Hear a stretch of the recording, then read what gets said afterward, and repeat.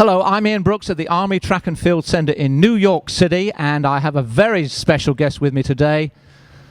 Listen carefully to these words. World 1500-meter champion for the USA, Jen Simpson. Hi, Ian. Yeah, thank you so much for having me. It feels great to be back in the States, here at home, and of course in the Armory. Jen, let's go back to that World Championship win. Have you finally settled down emotionally from that win? It's taken a few weeks, I know now, but it's such a huge deal for you and the USA.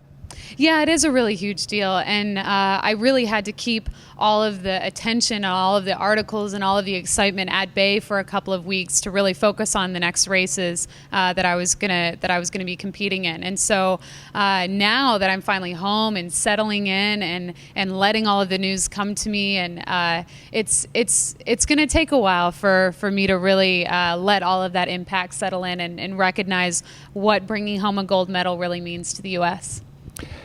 Let's go back to the race itself, Jen. You came in as a quiet favorite, shall we say. I mean, I'd spoken to Ray Flynn, your agent, barely a few days before you left for Daegu, and he told me you were coming round. By that, I knew that you were on song. But were there indications leading up to the race that you were ready for such a momentous performance?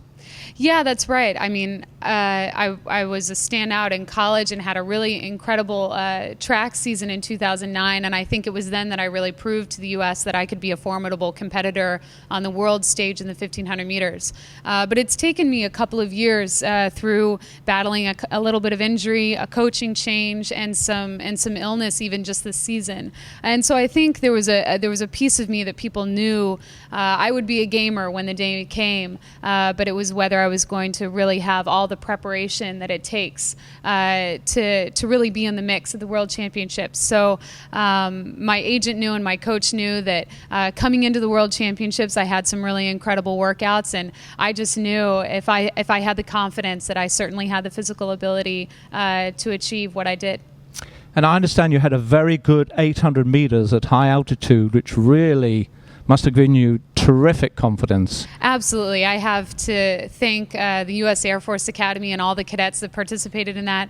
They surprised me, and I had literally hundreds of cadets come to my very last track session, and they watched me compete against myself and against the clock in 800 meters at 72,000 feet up in the field house at the Air Force Academy. So I set out to race against the clock by myself and ran a really strong 800 there, and just was over the moon, had all the confidence in the world that I could race with the best in the world.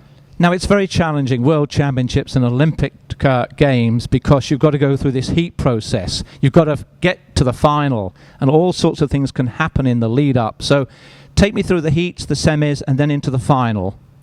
You know, just entering those call rooms and knowing the mental preparation that you have to have and the calmness you have to have just to go, you know, we enter the call room 40 minutes before our race. And so all of your warm up and everything, and then you have to sit and face your competitors for 40 minutes.